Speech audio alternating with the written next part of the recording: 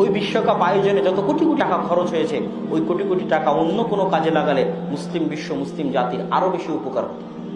এই বিশ্বকাপ আয়োজনের চেয়ে আরো বেশি উপকার হতো। কোন একটা হারাম বিষয়কে ডিফেন্ড করার জন্য তার সাথে ধর্ম যুক্ত করার কোনো প্রয়োজন নাই। যেটা হারাম সেটা হারাম, সে পৃথিবীতে যেই করুক না কেন। তো সবচেয়ে কষ্ট কোথায় হয়, যে আজকে যদি অন্তত যতজন এই খেলার সাথে সম্পৃক্ত তারা যদি অন্তত এই ইতিহাসটা জানতো, তবুও কষ্ট কমতো। কিন্তু তারা জানেই না। কি জানে না?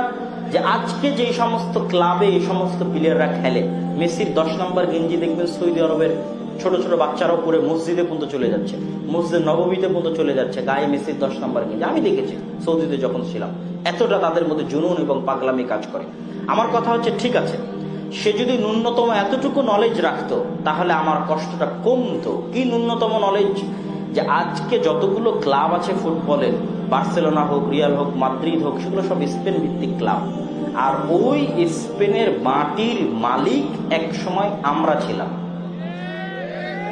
এই সামান্য ইতিহাসটুকু, স্পেনের হৃদয় বিদারক ইতিহাস, যদি সরিষা সমপরিমাণ জ্ঞান থাকতো, তারপরেও যদি সে সাপোর্ট করে খেলা দেখে সেটা তার ব্যাপার, কিন্তু জ্ঞান যদি অন্তত থাকতো যে আমি যেই দেশের খেলা দেখছি, যাদের সাপোর্ট করছি, যেই ক্লাবের সে খেলে, সেটার বাস্তব ইতিহাস হচ্ছে এইটা, যে 1 এপ্রিলে মুসলমানদেরকে গ্রানাডার মসজিদে, কর্ডোভার মসজিদে একত্রিত করে চারিদিক দিয়ে আগুন জ্বালিয়ে একদিনে 70,000 নারী পুরুষ মুসলমানকে জ্বালিয়ে হত্যা করা হয়েছে স্পেনের মাটিতে।